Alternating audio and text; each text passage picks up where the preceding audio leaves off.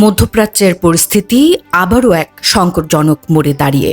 Iran ও United states এর মধ্যে চলমান যুদ্ধবিরতি শেষ হতে যাচ্ছে আগামী রোববার, এমনটাই দাবি করেছে ইসরায়েল এর সংবাদ মাধ্যম। ইসরায়েলের রাষ্ট্রীয় সম্প্রচার মাধ্যম কান জানিয়েছে, ওয়াশিংটন থেকে তেল আবিবকে বার্তা দেওয়া হচ্ছে, যুদ্ধবিরতির সময়সীমা দ্রুত শেষ হচ্ছে, এখনই সিদ্ধান্তের সময়। কি বলছে যুক্তরাষ্ট্র? মার্কিন প্রেসিডেন্ট ডোনাল্ড ট্রাম্প স্পষ্টভাবে জানিয়ে দিয়েছেন, অনির্দিষ্টকালের আলোচনা তিনি চান না, দ্রুত একটি চূড়ান্ত সমঝোতায় পৌঁছাতে চান।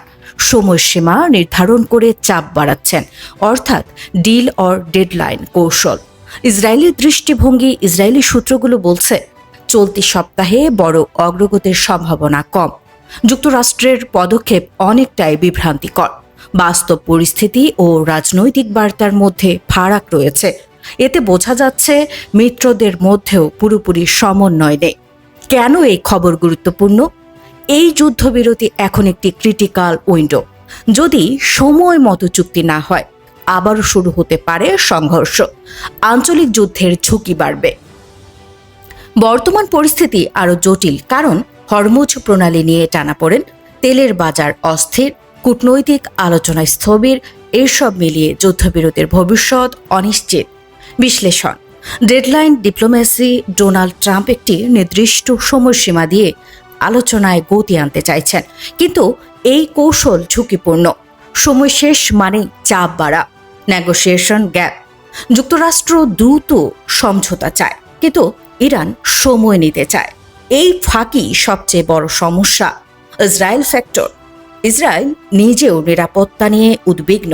তারা চায় কঠোর অবস্থান, কিন্তু অনিশ্চয়তা তাদেরও দুশ্চিন্তায় ফেলছে। Strategic confusion.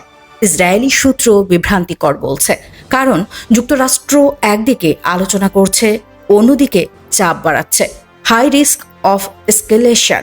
যদি রোববারের মধ্যে কোনো চুক্তি না হয়, যুদ্ধ আবার শুরু হতে পারে, সংঘাত আরও বিস্তৃত হতে পারে।